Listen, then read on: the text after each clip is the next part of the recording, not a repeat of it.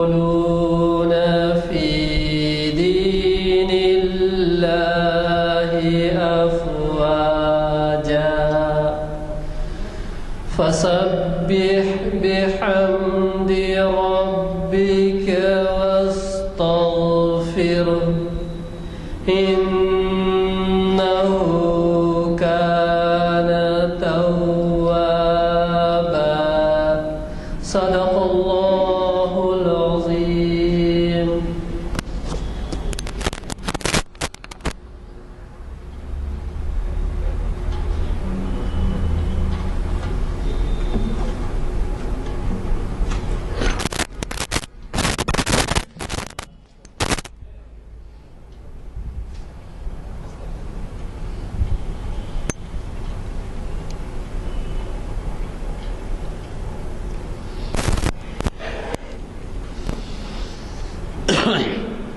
السلام علیکم حضرات، جیسے کہ آپ واقف ہیں اور ابھی بعد اثر اعلان کیا گیا نماز عصر کے بعد، آج ہمارے درمیان ایک بہت بڑے اسلامک سٹڈیز کے اسکالر، بلکہ عالم دین کہوں تو غلط نہ ہوگا، حافظ محمد اسحاق کمال قادری صاحب تشریف فرما ہیں۔ وہ شریعت انفارمیشن سروس کی 555ویں نشست کو مخاطب کر رہے ہیں اور ان کا عنوان ہے اللہ کے ولی بنیے۔ یہ محفل، یہ نشست آج بتاریخ 3 نومبر 2014 مطابق 9 محرم الحرام 1436 ہجری بروز پیر بعد نماز عصر جامع مسجد عالیہ کے کانفرنس ہال میں منعقد ہو رہی ہے۔ ابھی اس محفل کا آغاز قاری تبارک صاحب کی قرات سے ہوا اور اب ہمیں مولانا کے خطاب کا انتظار ہے۔ مولانا نے عنوان ہمارے روایتی طور پر جب ان سے مانگا گیا تو انہوں نے یہ عنوان دیا۔ مجھے یہ بات کہنے دیجیے کہ چونکہ کل ایک مقدس یوم شہادت کا ہے، اس لیے ہماری اگر خطاب میں اس بات کا خیال رکھا جائے اور کچھ وقت اس کے بھی لیے نکالا جائے۔ یہ صحیح ہے کہ آپ نے جو دیا ہے اللہ کے ولی بنیے، یہ تو آپ عنوان سے تیاری میں آئے ہیں، اس عنوان پر کچھ آپ کے ارشادات کے بعد کچھ ایسا وقت نکالیں، گو کہ وقت بہت تنگ ہے، لیکن پھر بھی بحیثیت ایک سیزنڈ مقرر آپ دریا کو کوزے میں بند کرنا جانتے ہیں، لہذا میری گزارش رہے گی کہ کچھ وقت ایسا بھی رکھے اس کے بعد کہ تھوڑا وقت کم کرتے ہوئے اپنی عنوان کے بارے میں ہمیں اس مقدس یوم یعنی کل شہادت کے دن کے بارے میں بھی کچھ استفادے کا موقع دیں، معلومات کے لیے استفادے کا موقع دیں۔ میں ایسے موقع پر کل نہیں پرسوں کی محفل کے بارے میں بھی ذکر کر دوں کہ جناب مستر مجاز صاحب جو بہت ہی بڑے اقبالیات کے اسکالر ہیں اور جنہوں نے اقبال کے فارسی کلام کا اردو میں ترجمہ کیا ہے اور بین الاقوامی شہرت رکھتے ہیں، وہ چہارشنبے کے دن محفل اقبال شناسی کی 778ویں نشست کو اسی مقام پر بعد نماز عصر مخاطب کریں گے۔ آپ ضرور استفادہ فرمائیں اور اپنے ساتھ ایسے لوگوں کو لیتے آئیں جن کو ہماری محافل سے واقفیت نہیں ہے اور وہ اس سے دلچسپی لیں گے اور آپ اس کا ثواب کمائیں گے۔ وہ محفل بھی ایک مقدس محفل ہے کیونکہ اس میں علامہ اقبال کے قرآن، حدیث اور تاریخ اسلام کے بارے میں ارشادات ہوتے ہیں اور معلومات فراہم ہوتی ہیں۔ میں مولانا سے گزارش کروں گا کہ وہ شہنشین پر تشریف لائیں اور ہمیں اپنے خطاب سے سرفراز فرمائیں۔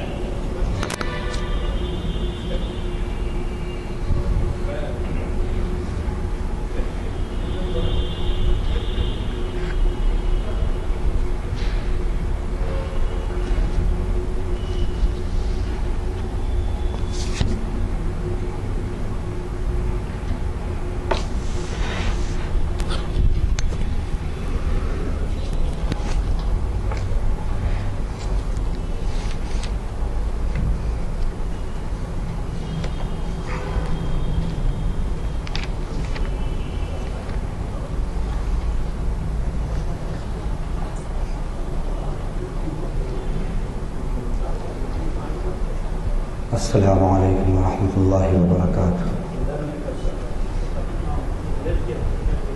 اعوذ باللہ السمیع العلیم من الشیطان الرجیم، بسم اللہ الرحمن الرحیم، الحمد للہ رب العالمین، وصلی اللہ وسلم علی النبی الامی رحمۃ للعالمین۔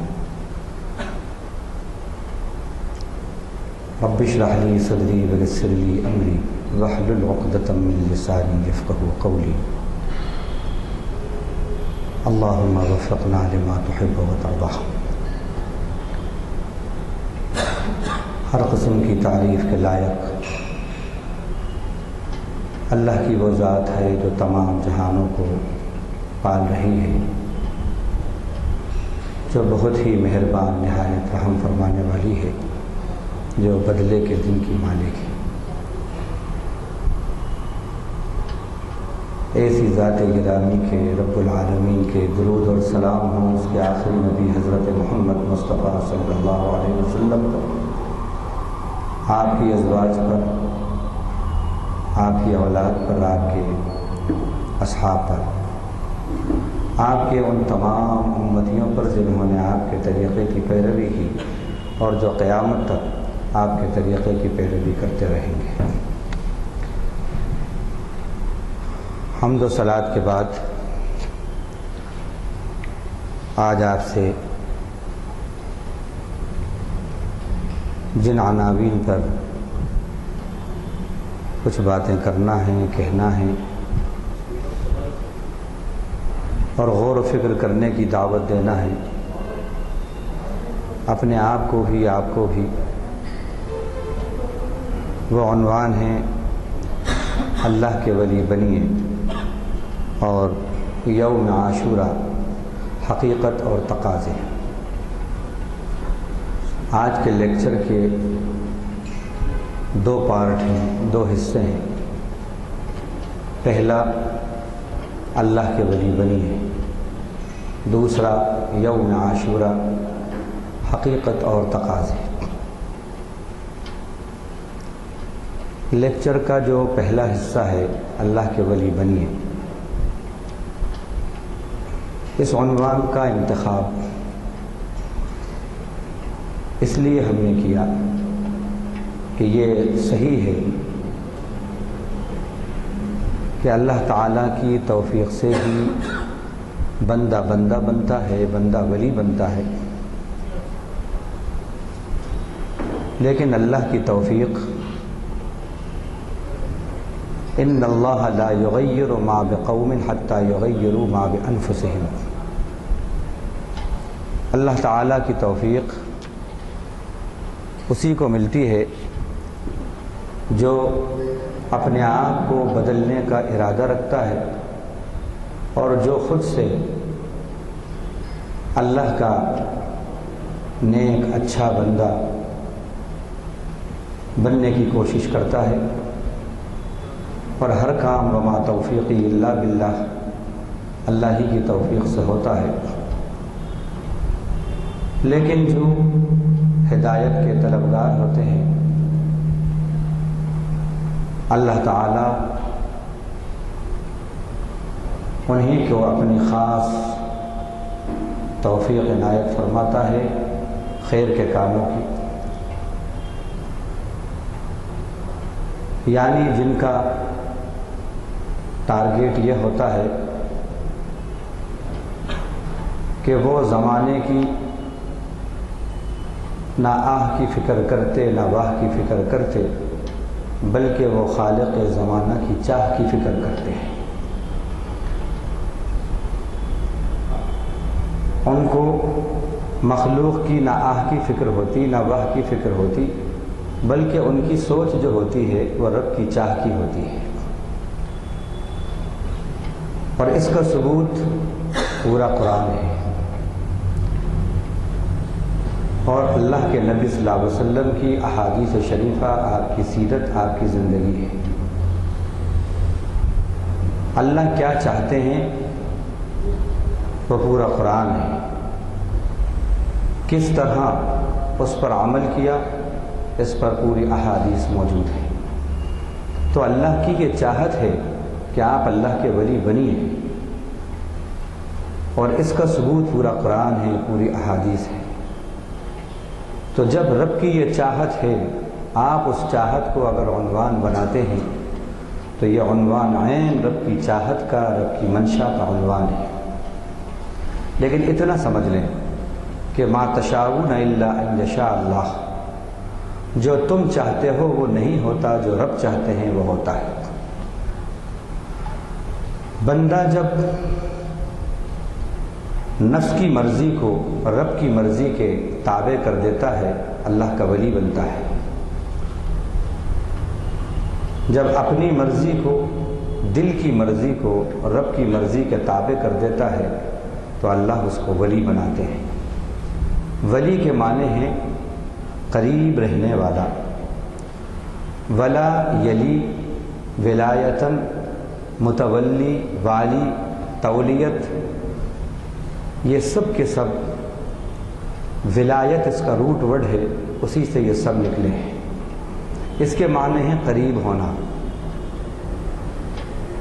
دوست کو بھی جو بہت قریب ہوتا ہے اس کو ولی کہا جاتا ہے۔ کیوں؟ اس لیے کہ دوست قریب ہوتا ہے، دشمن سے آدمی دور رہتا ہے۔ تو اللہ کے وہ بندے جو اپنے نیک اعمال کے ذریعے اللہ کے قریب ہوتے ہیں ان کو ولی کہا جاتا ہے۔ ولی کی جمع اولیاء ہے۔ الا ان اولیاء اللہ لا خوف علیہم ولا هم یحزنون الذین آمنوا وکانوا یتقون۔ جان لو کہ اللہ کے جو دوست ہیں، اللہ کے جو ولی ہیں، ان پر نہ کوئی خوف ہے، نہ وہ غمزدہ ہوں گے۔ کیسے بنتے ہیں اللہ کے ولی؟ کون ہیں اللہ کے ولی؟ وہ جن کے اندر یہ دو صفات ہیں، الذین آمنوا وکانوا یتقون، جو ایمان لائے اور جنہوں نے پرہیزگاری اختیار کی، یعنی جن کی زندگی کا تعلق، جن کا قلبی تعلق اپنے اللہ سے مضبوط ہے، اور پھر انہوں نے اس ایمان کا ثبوت اللہ کی ناراضگی کی باتوں سے بچ کر اور رضا کی باتوں پہ چل کر دیا، وہ اللہ کے ولی بنتے ہیں۔ اب اس ضمن میں اس عنوان کے ہم نے 3 پوائنٹس رکھے ہیں۔ پہلا ہے جینے کی 3 سطحیں۔ دوسرا عنوان ہے، دوسرا اس کا پوائنٹ ہے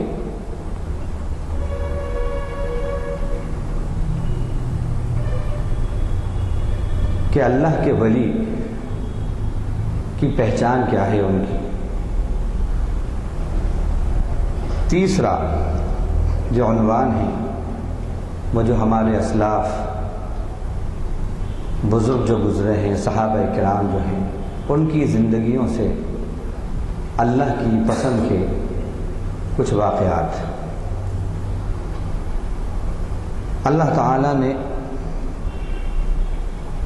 سورہ نور کی آیت نمبر 37 کے اندر فرمایا،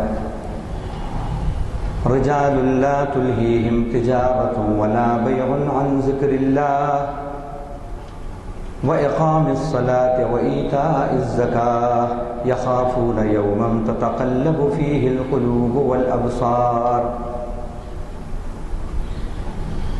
اللہ کے گھروں کے اندر جو اللہ کا نور حاصل کرتے ہیں، اوپر سے بات یہ آ رہی ہے، وہ کون لوگ ہیں، ان کی کیا صفات ہیں جن کو اللہ کا نور ملتا ہے۔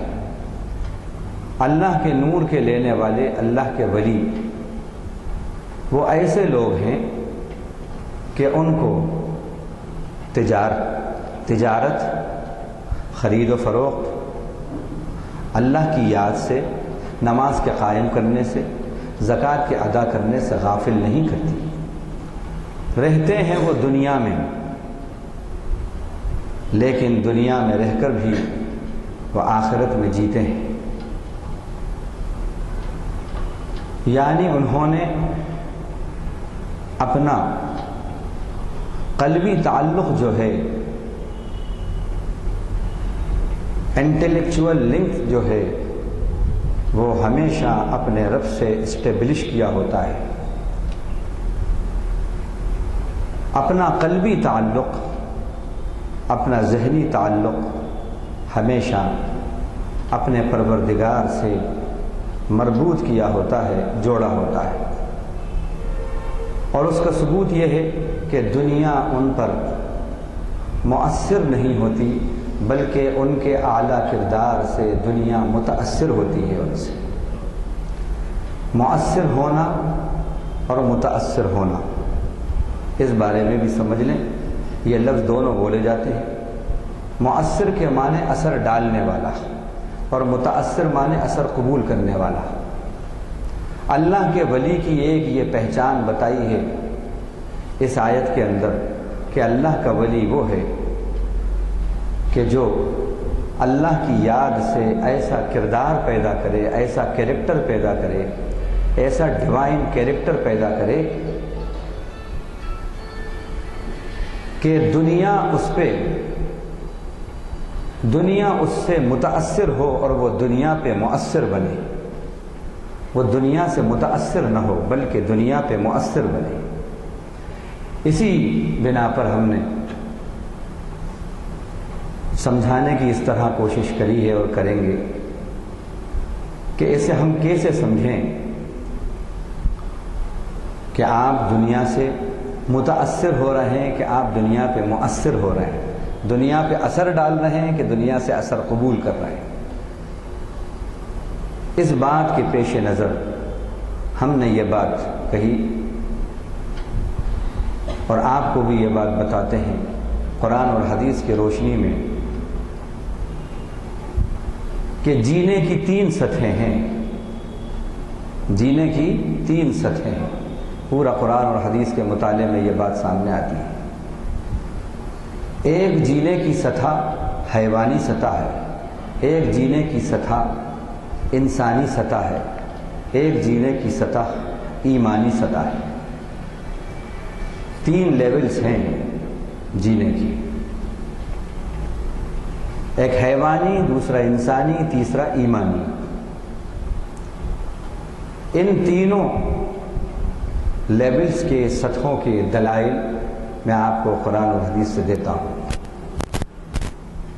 کیسے معلوم کہ آپ ان تینوں سطحوں میں سے، تینوں لیولز میں سے کس لیول پہ اپنی زندگی گزار رہے ہیں؟ کیا کرائیٹیرین ہے آپ کے پاس؟ اللہ تعالیٰ نے ہمیں قرآن کے ذریعے، اپنے حبیب کے سیرت کے ذریعے، احادیث کے ذریعے ہمیں یہ کسوٹی دی ہے. جو حیوانی سطح ہے وہ کیسی ہے؟ اللہ تعالیٰ نے اس کو سورہ اعراف کے اندر اس طرح بیان کیا: وَاتْلُ عَلَيْهِمْ نَبَأَ الَّذِي آتَيْنَاهُ آيَاتِنَا فَانْسَلَخَ مِنْهَا فَأَتْبَعَهُ الشَّيْطَانُ فَكَانَ مِنَ الْغَاوِينَ وَلَوْ شِئْنَا لَرَفَعْنَاهُ بِهَا وَلَكِنَّهُ أَخْلَدَ إِلَى الْأَرْضِ وَاتَّبَعَ هَوَاهُ فَمَثَلُهُ كَمَثَلِ الْكَلْبِ إِنْ تَحْمِلْ عَلَيْهِ يَلْهَثْ أَوْ تَتْرُكْهُ يَلْهَثْ. آپ ذرا ان کو اس شخص کا قصہ پڑھ کر سنائیے جس کو ہم نے ہماری آیتیں، احکام، شانیاں عطا فرمائے تھے. وہ ان سے نکل گیا تو شیطان اس کے پیچھے لگ گیا اور وہ گمراہوں میں سے ہو گیا. ہم نے چاہا تھا کہ ہم اس کو ان آیتوں پر عمل کے ذریعے بلندی عطا فرمائیں، لیکن وہ زمین سے چمٹ گیا اور اس نے اپنے خواہش کی غلامی کی اور وہ خواہش کا بندہ بن گیا. اس نے خواہش کی پیروی کی. تو ایسے شخص کی مثال فَمَثَلُهُ كَمَثَلِ الْكَلْبِ، تو اس کی مثال کتے کی مثال ہے. یہ سورہ اعراف کی آیت آپ کے سامنے سنا رہا ہوں، 9 پارے کی. اس کی مثال کتے کی مثال ہے. کیسا ہے کتا؟ ان تحمل علیہ یلہث او تترکہ یلہث، کہ اگر اس کے اوپر تم بوجھ لا دو تب بھی وہ ہانپتا رہتا ہے، اور بوجھ نہ لا دو تب بھی زبان باہر نکالے ہانپتا رہتا ہے. اللہ تعالیٰ نے انسان کو مثال دی ہے کلب کی. کلب مانے کتا، ڈاگ. کیا بات ہے. اب یہاں غور کرنے کی بات ہے کہ سملی جو ہوتی ہے، تشبیہ جو ہوتی ہے، تشبیہ کے اندر جس کو مشابہ قرار دیا جاتا ہے، جس کو کی مثال دی جاتی ہے اور جس کے ذریعے مثال دی جاتی ہے، ان دونوں کے اندر کامن ایٹریبیوٹ ہونا ضروری ہے جس سے آپ مثال دے رہے ہیں. لیکن یہاں پر اگر دیکھیں آپ، کہاں انسان اور کہاں کتا، دونوں کے اندر کوئی بھی بات ہمیں بظاہر نظر نہیں آ رہی، کوئی مماثلت مشابہت نظر نہیں آ رہی. تو کیا مطلب ہے اس کا؟ اس کا مطلب یہ ہے کہ کتے کے اندر یہ خاصیت ہے کہ وہ چاہے اس پر بوجھ ہو یا نہ ہو، ہر حال کے اندر ایک ہی پوزیشن میں رہتا ہے. حیوانی سطح بھی یہ ہے کہ اس کا جینا، اس کا مرنا، اس کی سرگرمیاں کچھ اس میں نمایاں، کچھ باطی نہ ہو، بلکہ اس کے اندر بس خواہشات کی غلامی ہو، خواہشات کی پیروی ہو. اللہ تعالیٰ نے یہی بات بتائی کہ وہ شخص جو اپنا خواہش کا غلام ہے، خواہشات کی پیروی کرتا ہے اور شیطان کو اپنا لیڈر بنا لیتا ہے، شیطان کا فالوور بن جاتا ہے، اس کو مثال دی ہے کلب کی. کلب ایک حیوان ہے، اس لیے مثال دی کہ وہ خواہش کا غلام بس ہوتا ہے. کیا اس کا دل کہہ رہا ہے، کیا اس کی خواہش کہہ رہی ہے، بس وہ اس کو پورا کرتا ہے. رب کیا کہہ رہا ہے، رب کی مرضی کیا ہے، وہ اس کا خیال نہیں رکھتا. دل کیا کہہ رہا ہے، اس کی آرزو، اس کی خواہش کیا کہہ رہی ہے، بس وہ اس کو پورا کرتا ہے. تو یہ حیوانی سطح ہے کہ جو زندگی گزارنے میں اپنی خواہش کا غلام ہو جائے، خواہش کا بندہ بن جائے اور رب کی مرضی کو پس پش ڈال دے. یہ حیوانی سطح ہے. اسی بات کو دوسری جگہ بھی اللہ تعالیٰ نے اس طرح بیان کیا، فَلَمَّا عَتَوْا عَمَّا نُهُوا عَنْهُ قُلْنَا لَهُمْ كُونُوا قِرَدَةً خَاسِئِينَ. آدمی کو اللہ تعالیٰ حیوان سے تشبیہ دے رہا ہے، ایک جگہ کتے سے تشبیہ دی. اس آیت کے اندر یہ آیت بھی سورہ اعراف کی ہے، بنی اسرائیل کا ذکر ہے.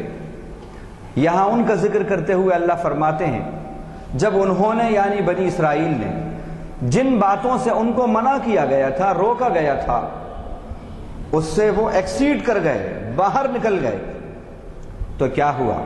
ہم نے ان سے کہا کونوا قردۃ خاسئین، تم ذلیل و خوار بندر ہو جاؤ، ذلیل و خوار بندر ہو جاؤ. کس سے کہہ رہے ہیں؟ انسانوں سے کہہ رہے ہیں. یہاں دوسری مثال، انسانوں کو حیوان سے تشبیہ دی ہے. وہ کون لوگ ہیں جن کو اللہ تعالیٰ نے کہا کہ یہ حیوان ہیں، انسان نما حیوان ہیں. اللہ کی نگاہ میں انسان نما حیوان کون؟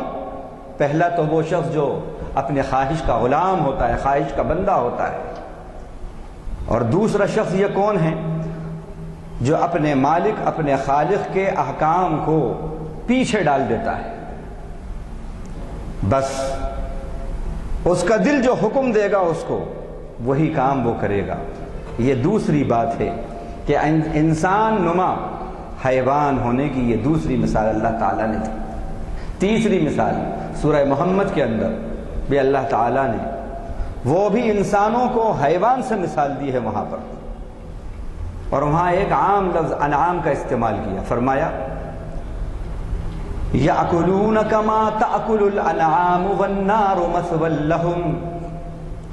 یہ ایسا کھاتے ہیں جو خدا کے نافرمان ہیں، ان کی مثال دی جا رہی ہے، مشرکوں کی، خدا کے نافرمانوں کی. یہ ایسا کھاتے ہیں جیسے چوپائے کھاتے ہیں، اور ان کا ٹھکانہ جہنم ہے۔ آپ دیکھیے، یہاں بھی تشبیہ دی ہے انسانوں کو چوپایوں سے، حیوان سے۔ کیا سبب ہے؟ کس وجہ سے تشبیہ دی؟ حیوان کی یہ خاصیت ہے کہ آپ اس کو کتنا ہی چارہ کھلا دیں، جیسے بکری ہے یا اور جو حیوان ہے، کتنا ہی چارہ کھلا دیں آپ اسے، پھر بھی اس کا منہ نیچے ہی رہے گا چارہ تلاش کرتے ہوئے، اوپر نہیں رہتا۔ ہر وقت ایک بھینس کو دیکھیں، گائے کو دیکھیں، بکری کو دیکھیں اور جانوروں کو دیکھیں، ہمیشہ کتنا ہی پیٹ بھرا ہو پھر بھی اپنا منہ ان کا نیچے ہی رہے گا، وہ تلاشی کرتے رہیں گے، حل میں مزید، حل میں مزید، حل میں مزید، حل میں مزید۔ خواہش کے غلام۔ یہاں بھی اللہ تعالیٰ نے تشبیہ دی ہے اللہ کے نافرمانوں کو کہ جنہوں نے اپنی زندگی کا ٹارگٹ، اپنی زندگی کا سول ٹارگٹ، جنہوں نے صرف کھانے کے لیے جینا اور جینے کے لیے کھانا بنا لیا ہے، ان کو تشبیہ دی۔ تو اس لیے ہم نے کہا کہ 3 سطحیں ہیں جینے کی، ان میں سے پہلی سطح ہے حیوانی سطح۔ انسان نما حیوان کون ہے اللہ کی نگاہ میں؟ یہ 3 لوگ۔ نمبر 1 جو اپنی خواہش کے غلام اور بندے ہیں۔ نمبر 2 جن کی زندگی میں خدا کے احکام پس پشت ہیں۔ نمبر 3 جنہوں نے اپنی زندگی کا ٹارگٹ بس اور بس روٹی، کپڑا اور مکان، جیون کے یہ 3 نشان بس یہی بنا لیا ہے۔ کیا اللہ ہے، کیا اس کی مرضی ہے، کیا آخرت ہے، اس کے بعد کی کیا تیاری کرنا ہے، اس کا ان کو کوئی فکر نہیں ہے۔ یہ ہیں جینے کی 3 سطحیں جس کے اندر بس خواہش کی غلامی ہے، صحیح کیا ہے غلط کیا ہے اس کی فکر نہیں ہے۔ ایک حیوان، جانور ویجیٹیبل مارکیٹ میں گیا، ہر طرف اس نے دیکھا کہ every where ever green, greenery he greenery ہے ہر طرف۔ اب اس نے کیا کیا؟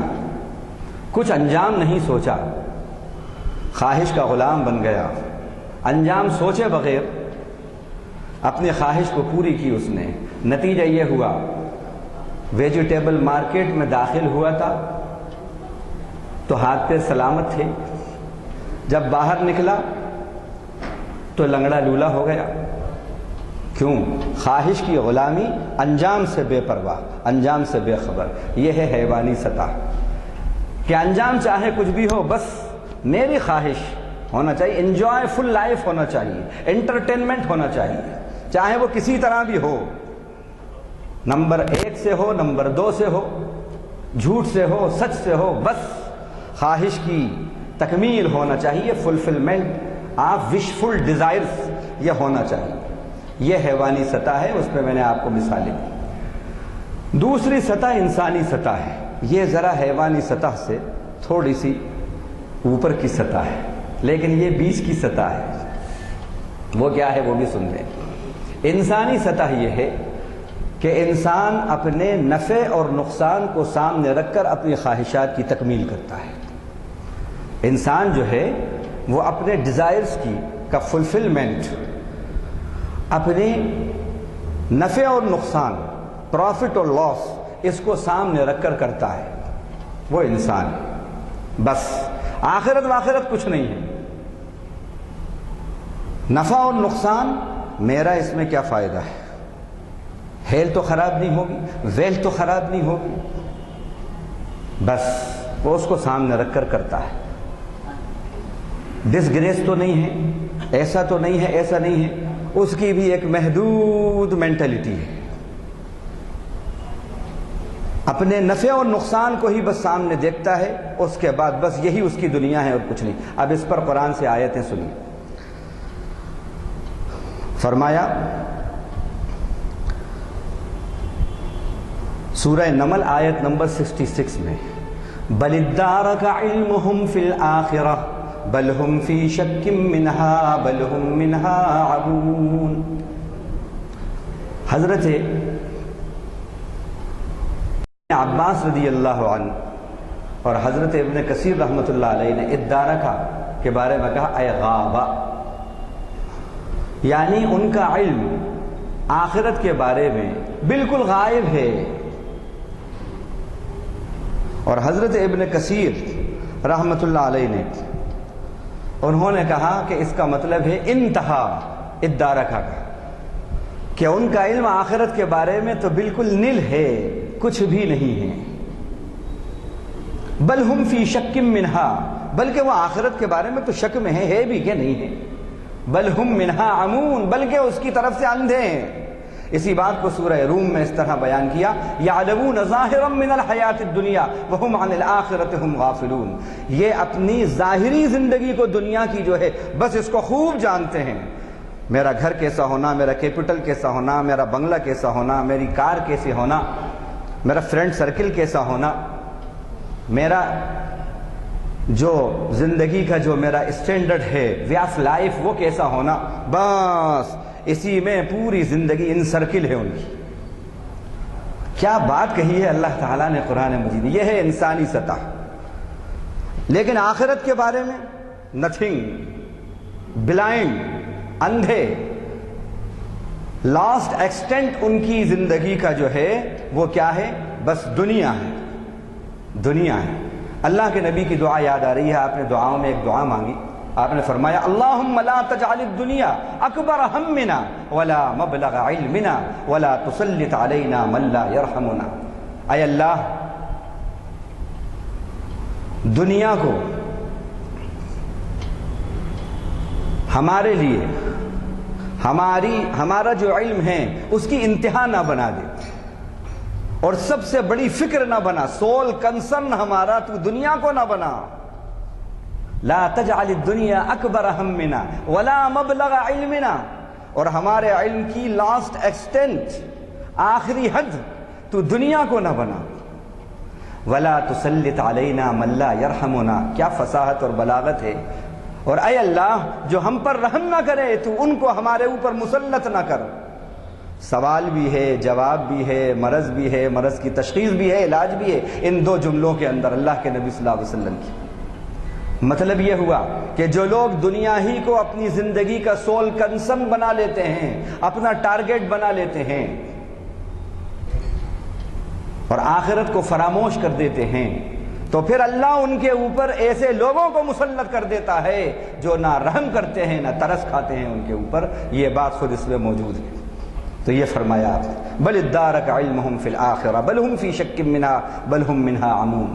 یہ ہے انسانی سطح، جس میں نفع اور نقصان کو دیکھ کر خواہشات کی تکمیل ہوتی ہے۔ اب تیسری سطح ہے جو ان دونوں سطحوں سے اعلیٰ درجے کی ہے، وہ ہے ایمانی سطح، وہ لیول ہے ایمانی لیول۔ اب ایمانی لیول کیا ہے؟ اللہ فرماتے ہیں رجال لا تلہیہم تجارت ولا بیع عن ذکر اللہ واقام الصلاۃ وایتاء الزکاۃ یخافون یوما تتقلب فیہ القلوب والابصار۔ جو ہم نے پہلے تلاوت کی تھی آیت، یہ ایمانی سطح کی آیت ہے۔ وہ ایسے ہیں اللہ والے، وہ ایسے ہیں اللہ والے، وہ مردان خدا ایسے ہیں جن کو اللہ اپنا نور عطا فرماتا ہے۔ سورہ نور کی یہ آیت ہے، سورہ نور کے 5ویں رکوع کی، اور نور کا ہی تذکرہ چل رہا ہے کہ نور کہاں ہیں، وہ بتایا کہ وہ اللہ کے گھروں میں ہیں۔ نور کے مستحق کون ہیں؟ وہ یہ اللہ والے ہیں جن کی سطح زندگی کے گزارنے کی ایمانی سطح ہے، اور اس کا ثبوت یہ ہے کہ ان کو تجارت، خرید و فروخت، اللہ کی یاد سے نماز قائم کرنے سے غافل نہیں کرتی، زکوٰۃ دینے سے غافل نہیں کرتی۔ زکوٰۃ کس کو دیتے ہیں؟ غریبوں کو دیتے ہیں، غریبوں کا حق ہے۔ مطلب یہ ہے کہ وہ غریبوں کے بھی مسیحا ہوتے ہیں، ہمدرد ہوتے ہیں، عبادات بھی بہتر اور معاملات بھی ان کے بہتر ہوتے ہیں، ان کے بھی حقوق ادا کرتے ہیں وہ۔ اور دوسری ان کی صفت بتائی یخافون یوما تتقلب فیہ القلوب والابصار، وہ اس دن سے ڈرتے ہیں جس دن کے دل اور نگاہیں الٹ پلٹ کر دی جائیں گی۔ یہ ہے ایمانی سطح۔ آخرت کو سامنے رکھ کر وَرِضْوَانٌ مِّنَ اللَّهِ اکبر، اللہ کی خوشی سب سے بڑی خوشی ہے، اللہ کی رضا کو سامنے رکھ کر، آخرت کو سامنے رکھ کر زندگی گزارنا، اپنی خواہشات کی تکمیل کرنا، یہ ہے ایمانی سطح۔ اب ہم اپنا جائزہ لیں کہ ہم کس لیول پر زندگی گزار رہے ہیں۔ یقیناً ہم میں سے ہر آدمی اپنی خواہشات کی تکمیل کر رہا ہے۔ کون ہے جو اپنے خواہشات کی تکمیل اس طرح کر رہا ہے کہ وہ خواہشات کا غلام بنا ہوا ہے؟ یہ اگر ہے تو یہ حیوانی سطح ہے۔ اور کون ہے وہ جو اپنی خواہشات کی تکمیل میں صرف دنیا کا نفع اور نقصان کو سامنے رکھتا ہے بس، اور کچھ نہیں ہے، آخرت سے غافل ہے؟ اگر ایسا ہے تو یہ انسانی سطح ہے۔ اور کون ہے وہ جو رضوان من اللہ اکبر، اللہ کی خوشی سب سے بڑی خوشی ہے؟ فرمایا سورہ توبہ کے اندر منافقین کو کہا واللہ ورسولہ احق ان یرضوہ ان کانوا مؤمنین، اللہ اور رسول اس بات کے زیادہ مستحق ہیں کہ تم ان کو راضی کرو، ان کو خوش کرو۔ جو اللہ کی رضا اور اس کے رسول کی رضا کو سامنے رکھ کر اپنی خواہشات کی تکمیل کرے، فلفلمنٹ کرے، وہ ہے ایمانی سطح پر۔ یہ ہیں جینے کی 3 سطحیں۔ اب ان 3 سطحوں میں جو تیسری سطح پر ہے وہ ہے اللہ والا، وہ ہے اللہ والا۔ اللہ والے بنیے، اس تیسری سطح پر آئیے اور اللہ والے بنیے۔ اب یہاں پر جب یہ اللہ والے، ان کی اب کچھ صفات اور دیکھیے۔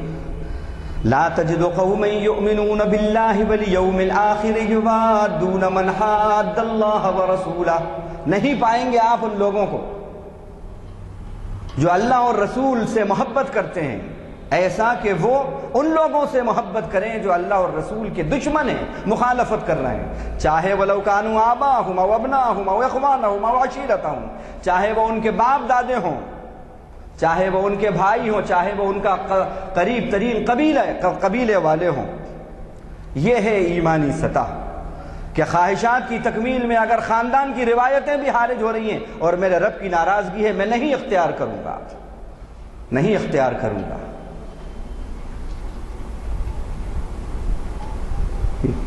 یحادون من حاد اللہ ورسولہ ولو کانوا آباءہم او ابناءہم او اخوانہم او عشیرتہم اولئک کتب فی قلوبہم الایمان، یہی وہ لوگ ہیں جن کے دلوں میں ایمان لکھ دیا ہے اللہ نے۔ یہ ہیں ایمانی سطح والے، اللہ والے، ان کی یہ صفات ہے کہ اللہ کی محبت میں تمام محبتوں کو اللہ رسول کی محبت میں پس پش ڈالتے ہیں، اور رضوان من اللہ اکبر یہی ان کی زندگی کا سول کنسن اور سول ٹارگیٹ ہوتا ہے، اسی کو لے کر آگے بڑھتے ہیں۔ یہ ہیں اللہ والے۔ اللہ تعالیٰ نے ایک جگہ قرآن مجید میں فرمایا لَهُمْ قُلُوبٌ لَا يَفْقَهُونَ بِهَا وَلَهُمْ أَعْيُنٌ لَا يُبْصِرُونَ بِهَا وَلَهُمْ آذَانٌ لَا يَسْمَعُونَ بِهَا أُولَئِكَ كَالْأَنْعَامِ بَلْ هُمْ أَضَلُّ أُولَئِكَ هُمُ الْغَافِلُونَ۔ یہ بھی سورہ اعراف کی آیت ہے۔ عجیب بات ہے، انسانوں کو بھی یہاں حیوان کہا، وہی پہلے سطح والے۔ ان کے دل تو ہیں لیکن سمجھتے نہیں ہیں دل سے ہماری باتوں کو۔ وَلَهُمْ أَعْيُنٌ لَا يُبْصِرُونَ بِهَا، آنکھیں تو ہیں ان کی لیکن اس سے ہماری آیتوں کو، ہماری باتوں کو دیکھتے نہیں ہیں، ہماری قدرت کو، ہماری قدرت کے جو کرشمے بکھرے ہوئے ہیں ان کو دیکھتے نہیں ہیں۔ وَلَهُمْ آذَانٌ لَا يَسْمَعُونَ بِهَا، ان کے کان تو ہیں لیکن ان سے ہماری باتیں سنتے نہیں ہیں۔ أُولَئِكَ كَالْأَنْعَامِ بَلْ هُمْ أَضَلُّ، یہ حیوانی سطح کی زندگی ہے اور ان کی مثال حیوانوں کی مانند ہے، چوپایوں کی مانند ہے، بلکہ چوپائے بھی ان سے اچھے ہیں، بل ہم اضل، ان سے بھی گئے گزرے ہیں۔ تو اللہ اپنے کرم سے، اپنے فضل سے ہمیں ان 3 سطحوں میں سے جو تیسری اعلیٰ درجے کی سب سے اونچی سطح ہے اللہ والوں کی، کہ رب ذوالجلال کی رضا کو، اس کے رسول کی رضا کو سامنے رکھ کر اپنی خواہشات کی ہم تکمیل کریں، یہ صفت اللہ ہمیں عطا فرما دے۔ یہی اللہ کے ولی کی سنت ہے۔ اب صحابہ کرام میں سے اور بہت سے واقعات ہیں، لیکن چونکہ ابھی کچھ کہا کہ وہ بھی مجھے کہنا ہے، اس لیے میں سب کو چھوڑ کر ایک بس بات سناتا ہوں آپ کو۔ حضرت خباب بن الارت ایک غریب صحابی ہیں، لوہار ہیں۔ عاص بن وائل بڑا سردار ہے مشرکین کا، شاعر بھی ہے۔ اس نے ان سے کچھ آئٹم لوہے کا بنوایا، پیسے نہیں دیے، یہ تقاضا کرنے بار بار جا رہے ہیں۔ ایک بار تقاضا کرنے گئے تو اس نے ایک شرط رکھی، کہا کہ میں جو قرض ہے وہ اس وقت دوں گا جب تو محمد اور محمد کے ساتھ کفر کر، نعوذ باللہ، یعنی ان کا انکار کر، ان کی رسالت کا انکار کر۔ تو انہوں نے کہا اگر تو مرنے کے بعد بھی پھر دوبارہ زندہ ہو جائے جب بھی میں یہ نہیں کروں گا۔ اس پر اس نے مذاق اڑاتے ہوئے کہا اچھا اب جب تم کہہ رہے ہو کہ مرنے کے بعد وہاں پر زندگی ملے گی تو پھر وہاں اللہ مجھے وہاں بھی دولت دے گا، اولاد دے گا، کیونکہ جب یہاں دی ہے تو وہاں بھی دے گا، وہاں لے لینا، تمہارا قرض وہاں لے لینا مجھ سے۔ اس پر یہ آیت اتری، افرأیت من اتخذ الہہ ہواہ، کیا تو نے اس شخص کو دیکھا جس نے اپنی خواہش کو اپنا معبود بنا لیا، اپنے خواہش کو معبود بنا لیا؟ ام اتخذ عند اللہ عہدا، کیا اللہ سے اس کا کوئی ایگریمنٹ ہو گیا تھا تم جو چاہو کرو اور ہم وہاں بھی تمہیں نوازیں گے؟ یہاں یہ بتانا مقصود ہے کہ عاص بن وائل سے جو حضرت خباب نے یہ جملہ کہا، کیا مطلب یہ ہے کہ انہوں نے کہا تو نہیں دیتا میرا قرض نہ دے، جاتا ہے میرا پیسہ جائے، دنیا جاتی ہے جائے، لیکن میرا دین کا سودا نہیں کروں گا۔ اس پر میں نے یہ بات کہی تھی، جو اللہ والے ہوتے ہیں ان کی ایک یہ صفت ہے کہ دنیا ان سے متاثر ہوتی ہے اور وہ دنیا پر مؤثر ہوتے ہیں، دنیا پہ اثر ڈالتے ہیں، دنیا کا اثر قبول نہیں کرتے۔ یہ ہے اللہ والے کی پہچان کہ وہ اپنی اعلیٰ صفت سے، ڈیوائن کیریکٹر سے دنیا پہ مؤثر ہوتا ہے، دنیا سے متاثر نہیں ہوتا۔ اور اس کی مثال یہ دیکھیے آپ کہ حضرت خباب کی ہے، دنیا متاثر ہو رہی ہے، ان کا پیسہ نہیں مل رہا، لیکن ان کا دین دنیا سے متاثر نہیں ہو رہا بلکہ دین دنیا پہ مؤثر ہو رہا ہے۔ اللہ تعالی ہمیں بھی اعلیٰ درجے کا جو سطح ہے، اللہ والوں کی، جو ولیوں کی جو ایمانی سطح ہے، اللہ وہ ہمیں عطا فرمائے۔ اقبال کے اس شعر پر، اس دعا پر اس پہلے حصے کو ختم کرتا ہوں۔ اور انہوں نے الا ان اولیاء اللہ لا خوف علیہم ولا هم یحزنون ہی کا یہ ترجمہ کیا ہے اپنے انداز میں، اپنے بڑے فصیح اور بلیغ انداز میں، مؤثر انداز میں، تھاٹ پرووکنگ جسے کہتے ہیں، اس انداز میں دعا کی ہے اللہ سے، عطا اسلاف کا جذبے دروں کر، عطا اسلاف کا جذبے دروں کر، شریک زمرے لا یحزنوں کر۔ اے اللہ مجھے بھی تو، جو ہمارے اسلاف تھے، جو ہم سے پہلے تیرے نیک بندے گزرے ہیں، ان کا جو اندرونی جذبہ تھا، جو ان کا پیشن تھا، جذبہ تھا، وہ اندرونی جذبہ تیرے لیے جو مر مٹنے کا جذبہ تھا، وہ جذبہ اے اللہ تو ہمیں بھی عطا کر، اور پھر وہ جذبہ عطا کر کے جو تیرے ان ولیوں کی جماعت ہے جن کے بارے میں تو نے کہا لا ان اولیاء اللہ لا خوف علیہم ولا هم یحزنون، سن لو کہ اللہ کے ولیوں کو نہ کوئی خوف ہوتا ہے نہ وہ غم زدہ ہوتے ہیں، اس جماعت کا مجھے بھی ایک ممبر بنا دے۔ عطا اسلاف کا جذبے دروں کر، عطا اسلاف کا جذبے دروں کر، شریک زمرے لا یحزنوں کر۔ اے اللہ اس جماعت کا ایک ممبر مجھے بھی بنا دے جس کے بارے میں تو نے کہا لا خوف علیہم ولا هم یحزنون۔ اللہ سے ہماری بھی یہی دعا ہے اقبال کی زبان میں کہ اللہ ہمارے لیے بھی اپنے کرم سے آج کی اس مبارک محفل میں، مبارک دن میں یہ دعا قبول فرما لے اور ہمارے لیے اس سننے سنانے کو ذریعہ نجات و ذریعہ بخشش بنائے۔ یہ دن بڑا مبارک دن ہے، آج کا دن بھی مبارک ہے، کل کا دن بھی مبارک ہے، پورا مہینہ مبارک ہے۔ پہلی بات تو آپ کو یہ بتا دوں کہ یوم شہادت یوم عاشورہ کا نام نہیں ہے، کل کا جو دن ہے اس کا نام جو حدیث میں ہے وہ یوم عاشورہ ہے، یوم عاشورہ۔ دوسری بات یہ بتاؤں آپ کو کہ جو عام طور پر مسلمان جو روزہ رکھتے ہیں یوم عاشورہ میں، وہ روزہ غم نہیں ہے، روزہ شکر ہے۔ بہت سے لوگ بیچارے یہ سمجھتے ہیں کہ یہ شہادت کے غم میں ہم روزہ رکھتے ہیں۔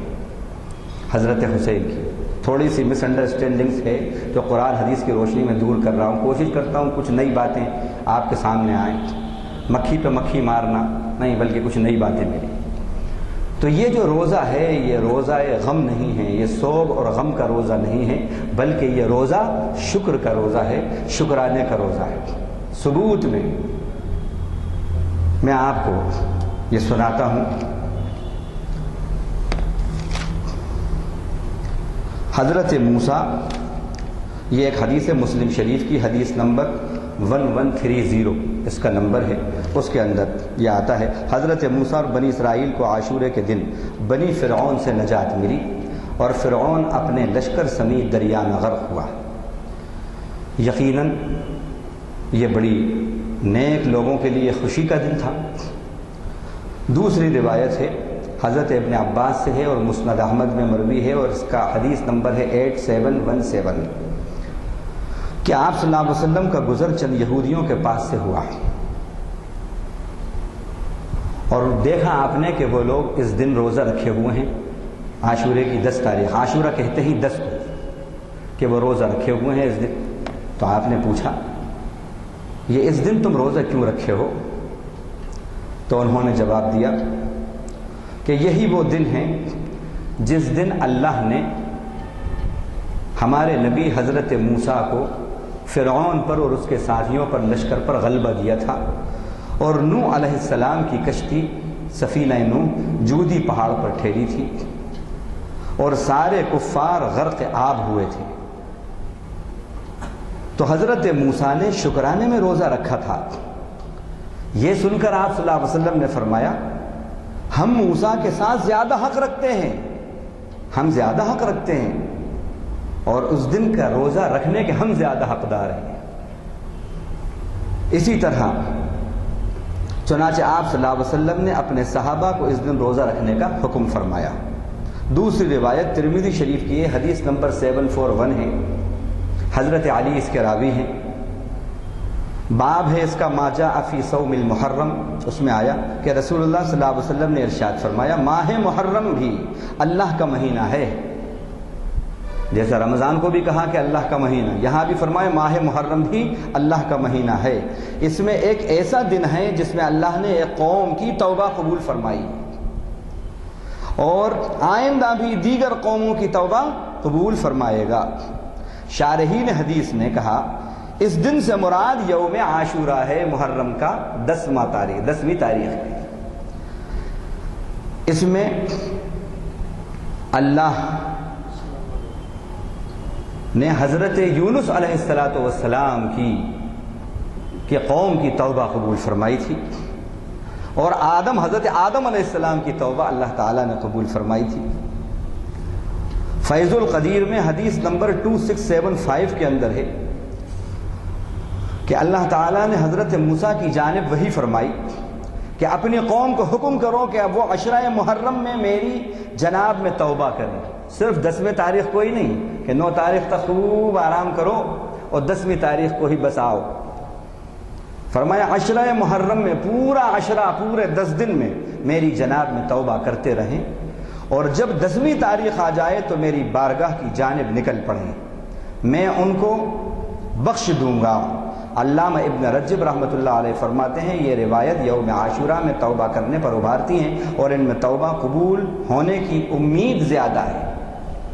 یہ حضرت ابو قتادہ سے نسائی شریف میں حدیث نمبر 2809 مروی ہے کہ آپ نے ارشاد فرمایا کہ عاشورے کا روزہ ماضی کے 1 سال کے گناہوں کا کفارہ ہو جاتا ہے، 1 سال کے گناہوں کا کفارہ ہو جاتا ہے۔ اور عرفے کے دن کا روزہ جو ذی الحجہ کے اندر یوم جو عید الاضحیٰ ہوتا ہے اس سے 1 دن پہلے یوم عرفہ کہتے ہیں، عرفے کے دن کا روزہ سال گزشتہ اور سال آئندہ کے گناہوں کا کفارہ ہو جاتا ہے۔ مسند احمد کی روایت ہے عاشورے کے دن کا روزہ رکھو اور یہودیوں کے طریقے کی مخالفت کرو، اور عاشورے سے 1 دن پہلے یا 1 دن بعد روزہ رکھ لیا کرو۔ اب اس میں ایک بات سمجھ لیں، اس زمانے کے اندر یہودی روزہ رکھا کرتے تھے 10 تاریخ کا، تو آپ نے فرمایا یہود کی مخالفت کرو، اور پھر فرمایا آپ نے اگر میری زندگی نے وفا کی تو آئندہ سال میں بھی 9ویں تاریخ کا ملا کر ایک روزہ رکھوں گا، 9 اور 10 کا۔ اور آپ نے جب تک مدینے میں رہے آپ نے 10 تاریخ کا روزہ رکھا، اب بعض حضرات یہ پوچھتے ہیں کہ صاحب کیا صرف ایک دن کا نہیں رکھ سکتے، کیا 2 دن کا رکھنا ضروری ہے؟ تو ایک بات سمجھ لیں، 2 سچویشنز ہیں یہاں پر۔ اگر آپ کا شہر پورا یہودیوں کا شہر ہے اور یہاں پر سارے کے سارے یہودی آج روزہ رکھ رہے ہیں اور آپ کے روزہ رکھنے سے آپ کی بھی مشابہت ہو رہی ہے جیسے مدینے کے اندر کے حالات تھے، تو پھر ایسی صورت میں 2 روزے رکھنا ہے تاکہ مخالف۔ الحمدللہ ایسی تو کوئی بات ہے نہیں، یہاں پر کوئی موافقت اور مشابہت کی کوئی بات نہیں ہے، تو 1 روزہ بھی رکھ سکتے ہیں۔ something is better than nothing۔ اب بعض ایسے حضرات نے سمجھتے ہیں ارے ہم تو 1 نہیں رکھیں تو ہوتا ہی نہیں، سمجھ رہے ہیں، روزہ ہوگا ہی نہیں۔ نہیں، ہمارے نبی کی سنتیں رحمت ہیں، رحمت، وما ارسلناک الا رحمت للعالمین۔ 1 روزہ بھی رکھ سکتے ہیں۔ اب ہم نے بتایا 1 روزہ اور 2 روزے کی یہ تھوڑی سی یہ بات ہے، اس کو آپ دیکھ لیں۔ اب نہیں ہے کہیں پر کوئی ایسا خطرہ تو بالکل 1 روزہ بھی، اور یہاں الحمدللہ کوئی ایسا خطرہ ہندوستان میں تو نہیں ہے، پاکستان میں بھی نہیں۔ عرفے کا بھی 1 ہی روزہ ہے، عرفے کا 1 ہی روزہ ہوتا ہے، تو یہ ایک بات۔ دوسری بات بہت اہم جو ہے وہ یہ سمجھ لیں کہ بہت سے لوگ اس دن کو یوم ماتم سمجھتے ہیں، یوم ماتم، یوم غم۔ تو میں آپ کو بتا دوں حضرت موسیٰ علیہ السلام کا غلبہ پانا کفر پر یہ غم کی بات تو نہیں تھی، یہ تو خوشی کی بات ہے۔ حضرت یونس علیہ السلام کی قوم پر عذاب کے بادل تک آ گئے تھے، لیکن اللہ نے توبہ قبول کر لی اور ان کو عذاب سے نجات دے دی، بچا لیا، یہ تو خوشی کی بات ہے، غم کی بات نہیں ہے۔ حضرت نوح علیہ السلام کا سفینہ جودی پہاڑ پر ٹھہرا، نجات ملی، ڈوبنے سے بچے، یہ تو خوشی کی بات ہے، غم کی بات نہیں ہے۔ لیکن عجیب بات ہے، ہم نے اس کو ماہ ماتم اور ماہ غم اور یوم ماتم اور یوم غم بنا کے رکھ دیا ہے۔ اور پھر عجیب بات ہے کہ بہت سے لوگ تو یہ سمجھتے ہیں کہ یہ 10واں روزہ جو رکھ رہے ہیں یہ غم کا روزہ ہے، یہ روزہ غم کا ہے ہی نہیں، یہ روزہ غم نہیں ہے، روزہ شکر ہے، جیسا کہ ابھی میں نے احادیث میں بتایا۔ اب تیسری بات بہت اہم اس سلسلے میں یہ سمجھیں کہ آپ نے فرمایا حدیث شریف میں، بخاری شریف کی حدیث ہے کہ 3 گناہ ایسے ہیں جو کبیرہ گناہوں میں سے بھی سب سے بڑے گناہ ہیں، اکبر الکبائر۔ 3 گناہ۔ نمبر 1، کوئی شخص کعبے کے اندر گناہ کرے، حرم کے اندر، حدود حرم، یہ اکبر الکبائر میں سے ہے۔